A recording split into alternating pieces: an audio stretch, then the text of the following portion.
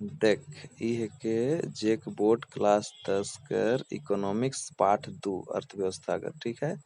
पाठ करना है के आर्थिक विकास की समझ, यानी विषय है कि आर्थिक विकास की समझ कर पाठ 2 भारतीय अर्थव्यवस्था के क्षेत्रक।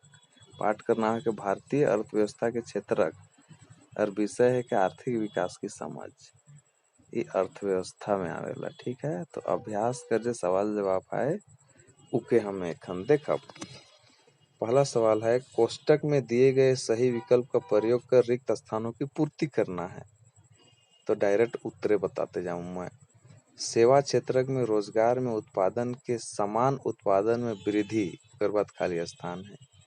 तो सेवा क्षेत्र में रोजगार में उत्पादन के समान अनुपात में वृद्धि नहीं हुई है, इकर उत्तर हुई।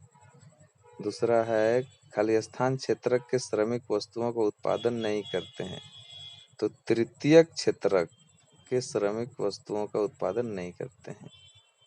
उसके बाद है संगठित क्षेत्र के अधिकांश श्रमिकों को रोजगार सुरक्षा प्राप्त होते हैं। मैं डायरेक्ट सेंटेंस के बोलते जाता हूँ। भारत में बड़ी संख्या में श्रमिक असंगठित क्षेत्र में काम कर रहे हैं, ठीक है। उसके बाद है कपास के प्राकृतिक उत्पाद, कपास एक प्राकृतिक उत्पाद है और कपड़ा एक विनिर्मित उत्पाद है। प्राथमिक द्वितीयक और तृतीयक क्षेत्र में आते हैं, ठीक। दूसरा है सही उत्तर का चयन करें। परस्पर निर्भर सार्वजनिक और निजी क्षेत्र के आधार पर विभाजित है। इकर ऑब्जेक्टिव है कि इकर उत्तर हो जाए उद्यमों के स्वामित्व। परस्पर निर्भर और सार्वजनिक क्षेत्र के आधार पर विभाजित है, ये हो जाएगा उद्यमों के स्वामित्व, ठीक। वह है एक वस्तु का अधिकांश प्राकृतिक प्रक्रिया के उत्पादन किस क्षेत्र की गतिविधियां हैं। तो इकर हो जाए प्राथमिक, ठीक है। एक सम है किसी विशेष वर्ष में उत्पादित खाली स्थान के मूल्य के कुल योगफल में डीजीपी कहते हैं। तो सभी अंतिम वस्तुओं और सेवाओं के मूल्य के कुल योगफल को जीडीपी कहते हैं। जीडीपी के पदों में वर्ष 2003 में तृतीय क्षेत्र की हिस्सेदारी जो है वो 50% से 60% के बीच है। अब तीसरा सवाल कहते हैं निम्नलिखित को सुमेलित करने माने मिलाएक है कृषि क्षेत्र की समस्याएं और कुछ संभावित उपाय। तो डायरेक्ट मैं के मिलाए के पढ़ दूं मैं माने कृषि क्षेत्र की समस्या जैसे असिंचित भूमि, तो इकर हो जाए सरकार द्वारा नहरों का निर्माण, ठीक है। असिंचित भूमि के लिए सरकार द्वारा नहरों का निर्माण। दूसरा है फसलों का क्रम मूल्य, इकर हो जाए सरकार द्वारा खाद्यान्नों की वसूली। तीसरा है कर्ज भार, तो इकर उत्तर हो जाए कम ब्याज पर बैंक द्वारा साखे उपलब्ध कराना। फिर है मंदी काल में रोजगार का अभाव, तो इकर हो जाए कृषि आधारित मिलों की स्थापना।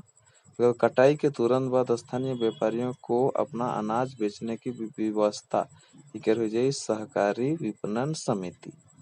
माने एखन जितना है के समझे के लगे कोनो न के डायरेक्ट ऑब्जेक्टिव टाइप है। आप देख छोटा छोटा सवाल, विषम की पहचान करें और बताइए क्यों कहता है। विषम की पहचान करें और बताइए क्यों, माने कौन इकर में अलग है। पर्यटन निर्देशक धोबी दर्जी कुम्हार, तो इकर में पर्यटन निर्देशक तृतीयक सेक्टर के काम में आता है जबकि अन्य प्राथमिक सेक्टर। तो पर्यटन निर्देशक हुई, ठीक। माने कौन अलग है उके बताए के 4 को ऑप्शन दिया है। जैसे ख नंबर में शिक्षक डॉक्टर सब्जी विक्रेता और वकील, इकर में कौन अलग है। तो सब्जी विक्रेता प्राथमिक सेक्टर में काम करता है जबकि अन्य तृतीयक सेक्टर में। समझ में आवत है लेकिन क्यों उखे बता कारण भी बताए है। देख डाकिया मोची सैनिक पुलिस कांस्टेबल, इकर में मोची द्वितीयक सेक्टर में काम करता है जबकि अन्य तृतीयक सेक्टर में, ठीक। TMNL भारतीय रेल, एयर इंडिया, सहारा एयरलाइंस, ऑल इंडिया रेडियो, तो इकर में सहारा एयरलाइंस प्राइवेट सेक्टर में है जबकि अन्य पब्लिक सेक्टर में है। इकर में 4 गो है, उकर में एक ठो के छांटे के रहे। 5वां सवाल कहता है, एक शोध छात्र ने सूरत शहर में काम करने वाले लोगों से मिलकर निम्न आंकड़े जुटाए। कई स्थान, रोजगार की प्रकृति, श्रमिक का प्रतिशत। इस अंधेल है। तो सरकार द्वारा पंजीकृत कार्यालयों और कारखानों में संगठित और 15 माने चार्ट बनाल है कि देखबेल समझ में आते जाई, वह भरेक है। दूसरा है, औपचारिक अधिकार पत्र सहित बाजारों में अपनी दुकान, कार्यालय और क्लिनिक। सरकार द्वारा पंजीकृत कार्यालय और कारखानों में रोजगार की प्रकृति संगठित, श्रमिकों का प्रतिशत 15 और औपचारिक अधिकार पत्र सहित बाजारों में अपनी दुकान, कार्यालय में, क्लिनिक में रोजगार की प्रकृति संगठित और श्रमिकों की प्रतिशत 15। अगर बात सड़क पर काम करते लोग, निर्माण श्रमिक, घरेलू श्रमिक, इसमें रोजगार की प्रकृति असंगठित और श्रमिकों का प्रतिशत 20%। छोटी कार्यालय जो प्राय सरकार द्वारा पंजीकृत नहीं है, ये भी असंगठित और 50% है। श्रमिकों का प्रतिशत माने रोजगार कर प्रकृति बताए रहे और कर प्रतिशत बताए रहे। तो असंगठित क्षेत्र में 70% श्रमिक काम करते हैं। अब देख 6वां सवाल कहते हैं, क्या आप मानते हैं कि आर्थिक गतिविधियों का प्राथमिक, द्वितीयक और तृतीयक क्षेत्र में विभाजन की उपयोगिता है? व्याख्या कीजिए। कैसे? उत्तर में हाँ, आर्थिक गतिविधियों में प्राथमिक, द्वितीयक और तृतीयक क्षेत्र में विभाजन की उपयोगिता है, क्योंकि विभिन्न लोग विभिन्न आर्थिक गतिविधियों से जुड़े होते हैं। यह रोजगार की स्थिति को दर्शाता है। आर्थिक गतिविधियों का विभाजन विभिन्न क्षेत्रों में रोजगार की स्थिति दिखाता है। उदाहरण के लिए भारत जैसे विकासशील देश में ज्यादातर लोग प्राथमिक क्षेत्र में लगे हुए हैं, जिन्हें कृषि और संबंधित क्षेत्र भी कहा जाता है।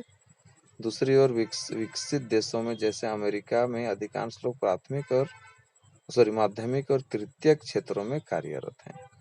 उन्हें जो डायरेक्ट कृषि से है वो प्राथमिक, और कुछ उद्योग टाइप वो द्वितीयक और तृतीयक में आ जाएगा। तो भारत में तो प्राथमिक वाला चले, और बाकी बात अमेरिका जैसे विकसित देशों में उकर में द्वितीयक, तृतीयक। लोगों के योगदान को जानने के लिए देख, इसके द्वारा में हम घरेलू सकल उत्पादन, प्राथमिक, द्वितीयक और तृतीयक क्षेत्र में योगदान को आसानी से समझ सकते हैं। अब सरकारी योजनाओं में मददगार, आर्थिक गतिविधियों का विभाजन से सरकार को जरूरी कदम उठाने में मदद मिलती है, क्योंकि इससे यह पता चलता है कि कितने प्रतिशत लोग किस क्षेत्र में काम कर रहे हैं, जिसके आधार पर सरकार समाज कल्याण के कार्यक्रम बना सकती है और सुधारों में लागू कर सकती है, ताकि अर्थव्यवस्था में वृद्धि हो और रोजगार के नए अवसर तैयार हो। ये गलत सरकारी योजनाओं में मददगार, प्राथमिक, द्वितीयक और तृतीयक वाला देख ली। ठीक है, अब हमें देखा खान अगला सवाल। तो अगला सवाल 7वां नंबर है, इस अध्याय में आए प्रत्येक क्षेत्र को रोजगार, सकल घरेलू उत्पादन यानी जीडीपी पर ही केंद्रित करना चाहिए, चर्चा करना है। उत्तर है, इस अध्याय में हमारे सामने आने वाले प्रत्येक क्षेत्रों को रोजगार और जीडीपी पर ध्यान देना चाहिए, क्योंकि ये देश की अर्थव्यवस्था के आकार को निर्धारित करते हैं। रोजगार और सकल घरेलू उत्पाद को ध्यान दो महत्वपूर्ण चीजों को निर्धारण करने में मदद करता है। एक है प्रति व्यक्ति आय और दूसरा है उत्पादकता।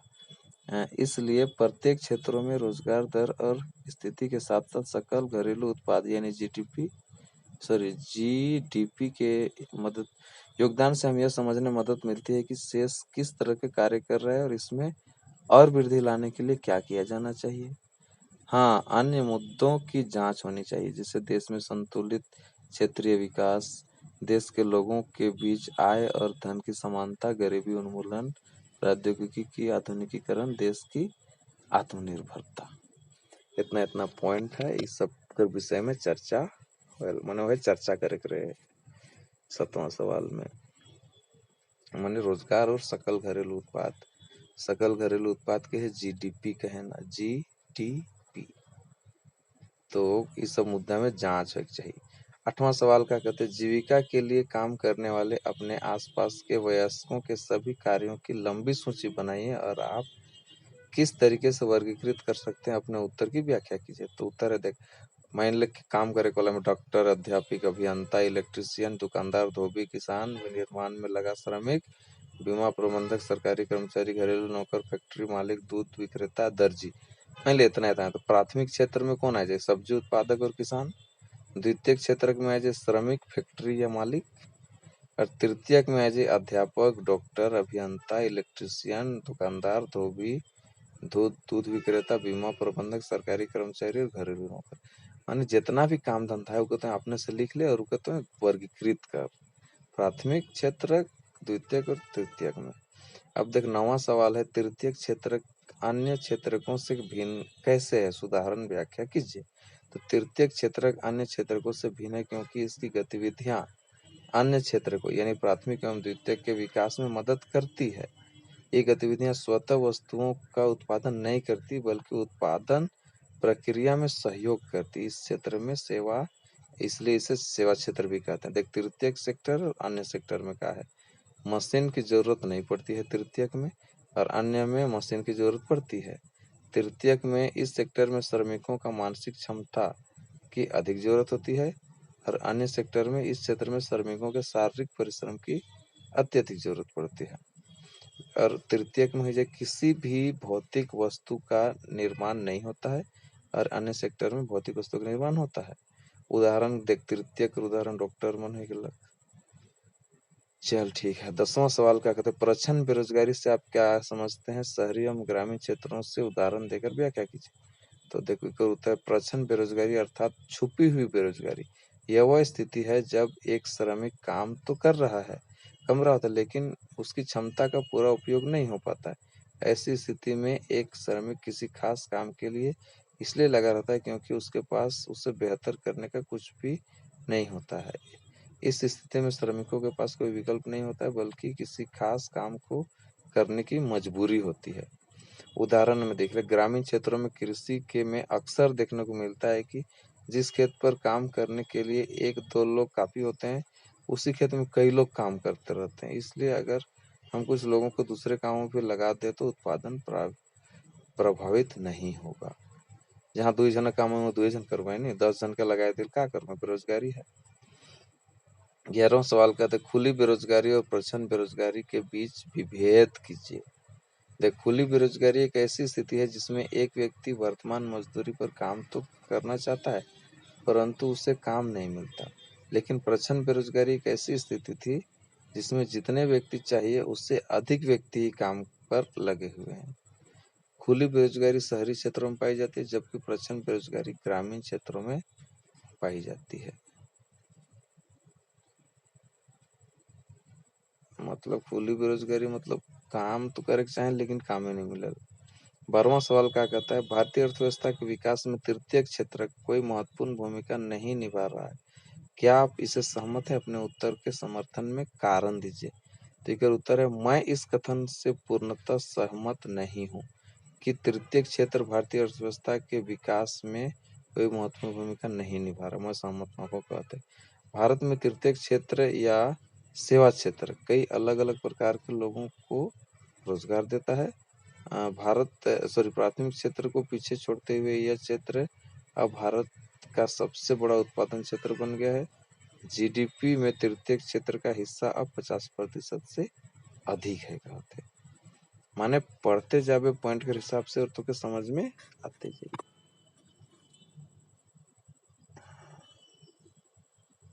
13वां सवाल का तो भारत में सेवा क्षेत्र 2 विभिन्न प्रकार के लोग नियोजित करते हैं। ये लोग कौन है? तो इसका उत्तर है सेवा क्षेत्र में नियमित और अनियमित श्रमिक काम करते हैं। जो श्रमिक अपने हुनर और मानसिक क्षमताओं का प्रयोग करता है और सामान्यतः सीधे रूप से नियोजित होता है उसे कहते हैं नियमित श्रमिक। और जो श्रमिक ऐसी सेवा प्रदान करता है जिसमें मानसिक क्षमताओं का खास भूमिका न हो उसे कहते हैं अनियमित या औपचारिक श्रमिक, अनौपचारिक श्रमिक कहते हैं। अंशकालीन रूप से नियोजित श्रमिकों को भी अनियमित श्रमिक की श्रेणी में रखा जाता है। उदाहरण के लिए एक ठेले का मालिक जो किसी प्रकाशक के यहाँ कागज पहुंचाता है एक अनियमित श्रमिक होता है। उदाहरण है कि ठीक है, अंशकालीन रूप से बोलता है नियोजित श्रमिक। अनियमित श्रमिक की श्रेणी में रखा जाता है। नियमित श्रमिकों को भी अनियमित श्रमिक के क्षेत्र में रखा जाता है। के उदाहरण, ठेले का मालिक जो किसी प्रकाशक के यहाँ कागज पहुंचाता है, एक अनियमित श्रमिक होता है। ये भी गल हमारा 13वां सवाल रहे। ठीक, अगला सवाल हमें देखा बिखान 14वां। असंगठित क्षेत्र में श्रमिकों का शोषण किया जाता है। क्या आप इस विचार से सहमत हैं? अपने उत्तर का समर्थन में कारण दीजिए। तो उधर असंगठित क्षेत्र में श्रमिकों की नौकरी सुरक्षित नहीं होती। उन्हें किसी भी समय बिना कारण बताए नौकरी से निकाला जा सकता है। उन्हें कम वेतन देकर अधिक समय तक काम करने के लिए मजबूर किया जाता है। सरकारी नियम जो श्रमिकों की सहायता के लिए बनाए गए उससे इसका कोई अनुसरण नहीं होता करता है। पालन नहीं हल, जबरदस्ती काम करवाते हैं उसन टाइप। 15वां सवाल क्या कहता है? आर्थिक गतिविधियां रोजगार की परिस्थितियों के आधार पर कैसे वर्गीकृत की जाती है? तो एक अर्थ है, आर्थिक गतिविधियां रोजगार की परिस्थिति के आधार पर अनेक मानदंड के आधार पर वर्गीकृत की जा सकती है। मुख्यतः आर्थिक गतिविधियों को 3 प्रकार के क्षेत्र के वर्गीकरण में रखा जाता है, जैसे प्राथमिक, द्वितीयक और तृतीयक, फिर संगठित, असंगठित, फिर सार्वजनिक या निजी। इन क्षेत्रकों में हम आर्थिक गतिविधियों को रोजगार की परिस्थितियों के आधार पर वर्गीकृत कर सकते हैं, क्योंकि कुछ गतिविधियां वस्तुओं का उत्पादन करती है और कुछ सेवाओं का सृजन करती है। ठीक है, 16वां सवाल कहते हैं संगठित और असंगठित क्षेत्रकों की रोजगार परिस्थितियों की तुलना करे कहता है। संगठित और असंगठित दो बट अलग अलग लिख दे आप, एक बटे संगठित, एक बटे असंगठित। संगठित में आ जाते इस सेक्टर में काम एक सिस्टम से होता है और नियमों की सीमा रेखा के अंदर होता है। असंगठित में इस सेक्टर में कोई भी सिस्टम नहीं होता है और ज्यादातर नियमों का उल्लंघन होता है। ठीक है, ये पहला एक अलग। संगठित में इस सेक्टर में दिया जाने वाला पारिश्रमिक सरकार के नियमों के अनुसार होता है और असंगठित में इस सेक्टर में दिए जाने वाला पारिश्रमिक सरकार द्वारा तथा पारिश्रमिक से कम होता है। संगठित में ज्यादा श्रमिकों को नियम के हिसाब से सामाजिक सुरक्षा मिलती है, असंगठित में सामाजिक सुरक्षा का अभाव होता है। फिर संगठित में नौकरी सामान्यतः सुरक्षित होती है, असंगठित में नौकरी का कोई सुरक्षा नहीं होता है। ये 16वां नंबर रहे हमारे। 17 में बोलता है नरेगा 2005 के उद्देश्यों की व्याख्या कीजिए। तो देख, केंद्र सरकार ने 2005 में भारत के 200 जिलों में काम का अधिकार लागू करने के लिए एक अधिनियम बनाया था। इस अधिनियम को महात्मा गांधी राष्ट्रीय ग्रामीण रोजगार गारंटी अधिनियम यानी मनरेगा के नाम से जाना जाता है। इस अध्याय के अंतर्गत अब 600 जिले हैं। इनमें मुख्य उद्देश्य निम्नलिखित है। ग्रामीण क्षेत्रों में प्रत्येक परिवार को अपने कम से कम एक सदस्य के लिए 100 दिन का गारंटी कृत रोजगार प्राप्त करना। रोजगार न्यूनतम मजदूरी पर प्राप्त होगा। रोजगार न मिलने पर बेरोजगारी भत्ता दिया जाएगा। उन कार्यों को वरीयता दी जाएगी जिनमें भविष्य की भूमि के उत्पादन बढ़ाने में मदद मिलेगी। ठीक है, अब 18वां सवाल क्या कहता है? देख, अपने क्षेत्र से उदाहरण लेकर सार्वजनिक और निजी क्षेत्र की गतिविधियों एवं कार्य की तुलना करेगा। देखो उत्तर देख, निजी क्षेत्र ऐसा क्षेत्र है जो निजी व्यक्तियों द्वारा चलाया जाता है, जिसका उद्देश्य लाभ कमाना होता है। इस सेक्टर की सेवाएं केवल भुगतान पर ही प्राप्त की जा सकती है, इसलिए गरीब लोग इस सेक्टर की सेवाएं नहीं ले सकते हैं। यह क्षेत्र सार्वजनिक उपयोगिता की सेवाएं प्रदान नहीं करता। उदाहरण के लिए TISCO, Reliance petrochemicals, Modi tyres, Bajaj scooter पर बर्गर। और सार्वजनिक क्षेत्र में अधिकांश परिसंपत्तियों पर सरकार का स्वामित्व होता है और सरकार ही सभी सेवाएं उपलब्ध कराती है। सार्वजनिक क्षेत्र में अधिकांश परिसंपत्तियों पर सरकार का स्वामित्व होता है और सरकार ही सभी सेवाएं उपलब्ध कराती है। उदाहरण के लिए सड़क, पुल, रेलवे, बंदरगाह, बिजली उत्पादन, बांधों का निर्माण, विद्यालय, कॉलेज, भवन आदि का निर्माण। ये सार्वजनिक में है गलत। ठीक है, तो निजी क्षेत्र और सार्वजनिक क्षेत्र समझ गए। 19वां नंबर कहते हैं अपने क्षेत्र से एक उदाहरण देकर निम्न तालिका को पूरा कीजिए और चर्चा करें। सुव्यवस्थित प्रबंध वाले संगठन और अव्यवस्थित प्रबंध वाले संगठन। तो सार्वजनिक क्षेत्र में और निजी क्षेत्र में उदाहरण देख, सार्वजनिक क्षेत्र में एनटीपीसी आएगा और अव्यवस्थित प्रबंध कराने वाले में बीएसएनएल हो गया और फिर निजी क्षेत्र में टाटा पावर है गलक सुव्यवस्थित वाला में, और स्वादिष्ट ब्रेड कंपनी है गलक अव्यवस्थित वाला में। तो इके हमें वर्गीकृत कर दिली सन, तालिका बनाए दिली, पूरा कर दिली। माने सुव्यवस्थित प्रबंध वाला संगठन और अव्यवस्थित प्रबंध वाले संगठन सार्वजनिक क्षेत्र में कौन कौन है और निजी क्षेत्र में हो गया। अब 20वां सवाल क्या कहते हैं, सार्वजनिक क्षेत्र की गतिविधियों के कुछ उदाहरण दीजिए और व्याख्या कीजिए कि सरकार द्वारा इन गतिविधियों का कार्यान्वयन क्यों किया जाता है। तो एक उत्तर देख, गतिविधियां और सरकार नियंत्रण का कारण। जल आपूर्ति में देख, जल एक मूलभूत आवश्यकता है और जल की आपूर्ति के लिए भारी पूंजी की आवश्यकता होती है, लेकिन लोगों को पीने का पानी कम से कम दाम में मुहैया कराना होता है। फिर रेल परिचालन में, रेल लाइन बिछाने और रेलगाड़ी खरीदने में भारी पूंजी की आवश्यकता होती है, ठीक है। फिर रेल परिचालन, ग्रामीण क्षेत्रों में सड़कें बनाने में प्राइवेट कंपनियों की कोई रुचि नहीं होती है, कहता है। सॉरी, रेल परिचालन नहीं है, लास्ट वाला में सड़क परिचालन है, ठीक है। तो ग्रामीण क्षेत्रों में सड़कें बनाना में प्राइवेट कंपनियों की कोई रुचि नहीं होती, सरकारें बनाएगा सड़क। अब 21वां सवाल क्या कहते हैं, व्याख्या कीजिए कि किसी देश के आर्थिक विकास में सार्वजनिक क्षेत्र को कैसे योगदान करता है। तो एक उत्तर दे, किसी भी देश के आर्थिक विकास में पब्लिक सेक्टर का अहम योगदान होता है। जब भारत एक गरीब देश हुआ करता था तो यहाँ की अर्थव्यवस्था को शुरुआती गति प्रदान करने में पब्लिक सेक्टर ने अहम भूमिका निभाई थी। पब्लिक सेक्टर ने आधारभूत उद्योगों और आधारभूत संरचना तैयार की, जिसके कारण प्राइवेट सेक्टर आगे बढ़ सका। इस तरह भारत के आर्थिक विकास में पब्लिक सेक्टर ने एक उत्प्रेरक का काम किया, ठीक है। ये 21वां सवाल रहे हमारे, व्याख्या कीजिए कि आर्थिक विकास में सार्वजनिक क्षेत्र कैसे योगदान करता है। तो एक उत्तर हमें देख ले ली।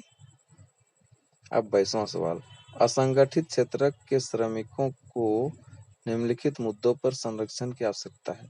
मजदूरी, सुरक्षा और स्वभाव, उदाहरण से व्याख्या कीजिए। तो एक उत्तर देखो, मजदूरी, असंगठित क्षेत्र में मजदूरी न्याय संगत नहीं है। इसमें श्रमिकों को दैनिक भत्तों का भुगतान नहीं होता है, उन्हें अतिरिक्त कार्य करने के लिए कुछ पैसे नहीं दिए जाते हैं तथा सेवतन, छुट्टी आदि का भी कोई प्रावधान नहीं है। अब सुरक्षा देख, वे आमतौर पर कई खतरनाक उद्योगों में लगे हैं, जैसे कांच, सीमेंट, ईंट खनन और पटाखे उद्योग, जहां जोखिम अधिकतम होता है।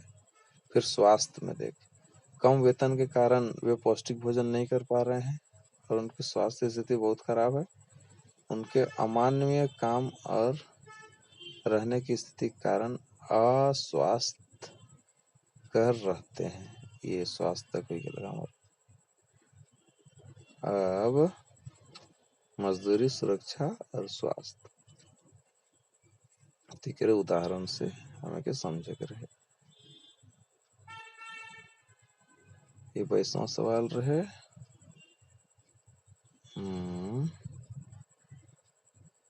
तो समझ में आएगा।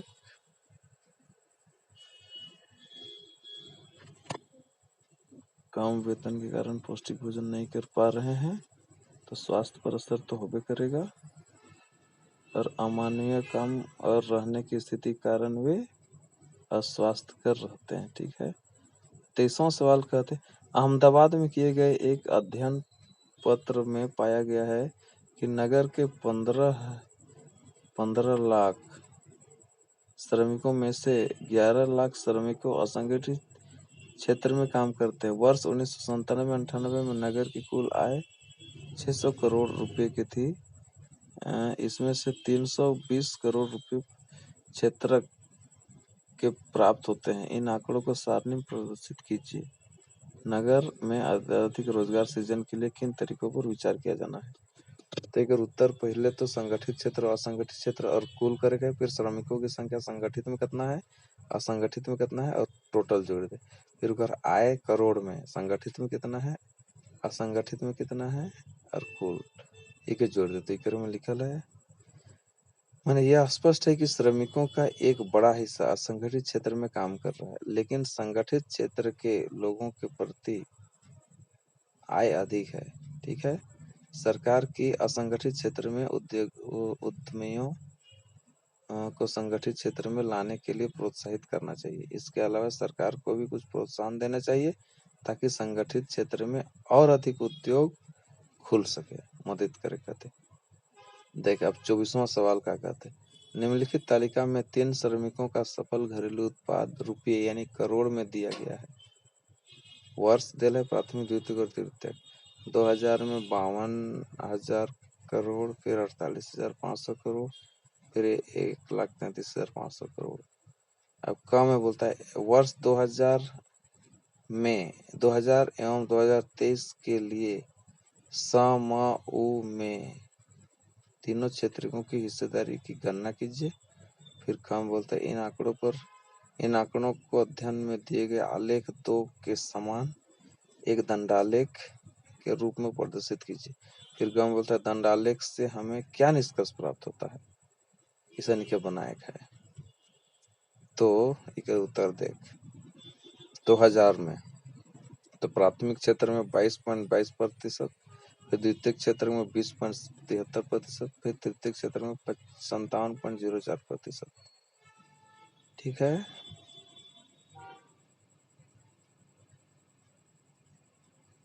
प्राथमिक, द्वितीयक और तृतीयक 2000 में 2000 एवं 2013 के लिए समऊ में तीनों क्षेत्रों की हिस्सेदारी की गणना करे है। 52,000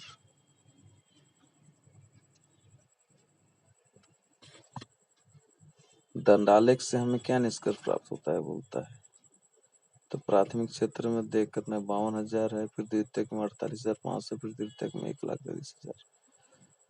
एक का नंबर तो हमारे तो बन गलक है नहीं। 2000 में प्राथमिक क्षेत्र में 22.22%, वास्तविक क्षेत्र में 20.73% और तृतीयक में 57.04%। 2013 में प्राथमिक क्षेत्र में 13.94% और द्वितीय क्षेत्र में 18.70 और तृतीय क्षेत्र में 67.36% है। अब इसका बोलता है दंडालेख।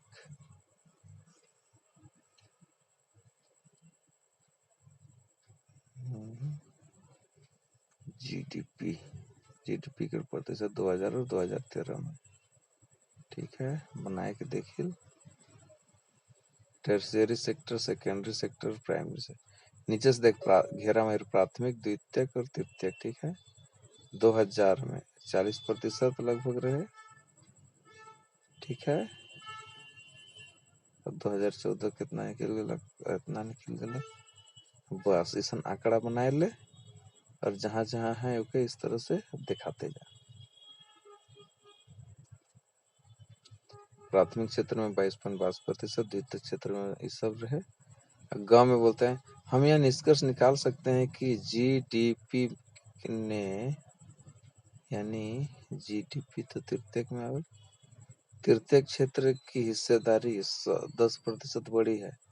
जब प्राथमिक क्षेत्र में संख्या लगभग आधी हो गई है, प्राथमिक में आधी हो गई है, तो पिछले 13 वर्षों में द्वितीय क्षेत्रों में लगभग 2% की वृद्धि हुई है। माने कि पढ़ते जावे तो के समझ में आते चाहिए कैसा आंकड़ा बना रहा है, किसन का करल है नहीं। प्राथमिक क्षेत्र में कितना 2000 में रहे और 2013 में कितना रहे, वो सब कर तुलना। चल एकरे साथ ये वाला पाठ जो रहे ना दूसरा इकोनॉमिक्स यानी अर्थशास्त्र कर क्लास 10 का दूसरा पाठ कर सवाल जवाब सिराय गलक। जहाँ तनिको डाउट लगे जहाँ पॉज करके तनी बढ़िया से पढ़ ले, ओकर बाद समझ में आते चल जाई। पढ़ते पढ़ते तो सब समझ में आई, चिंता कर बात न कर।